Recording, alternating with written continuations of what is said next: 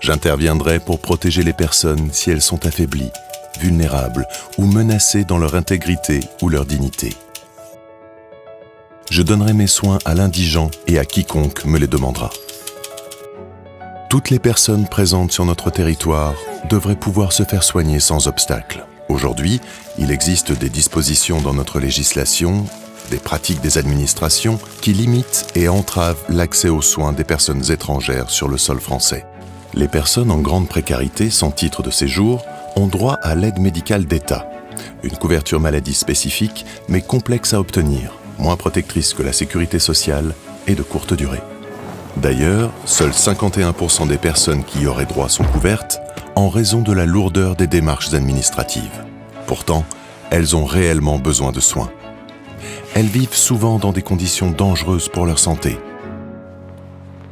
Dans la rue, en campement,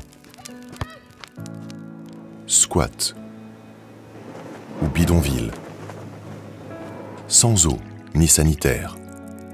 Elles ont même des difficultés à s'alimenter. Elles sont très exposées aux maladies liées à la précarité. Elles subissent souvent les expulsions, la violence et la répression au quotidien. Elles souffrent parfois de troubles psychiques et physiques à cause des violences qu'elles subissent tout au long de leur parcours, y compris à l'arrivée. Elles peuvent avoir besoin de soins psychologiques. Elles souffrent souvent de maladies chroniques qui s'aggravent quand elles ne sont pas soignées. Elles ont souvent besoin de soins urgents. 37% des femmes enceintes ont un retard de suivi de grossesse. Faute de prévention et de suivi médical, elles sont donc souvent orientées vers les urgences, déjà saturées, parce que c'est leur seul recours. Mais si ces personnes pouvaient être correctement soignées au quotidien, leur état de santé ne s'aggraverait pas et elles ne nécessiteraient donc pas d'intervention plus coûteuse.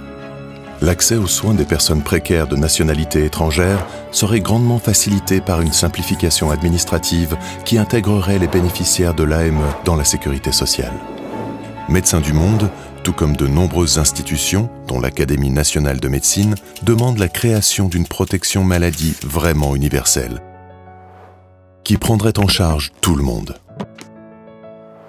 Parce que le bien-être d'une société dépend de l'état de santé de toutes et tous, quel que soit leur statut.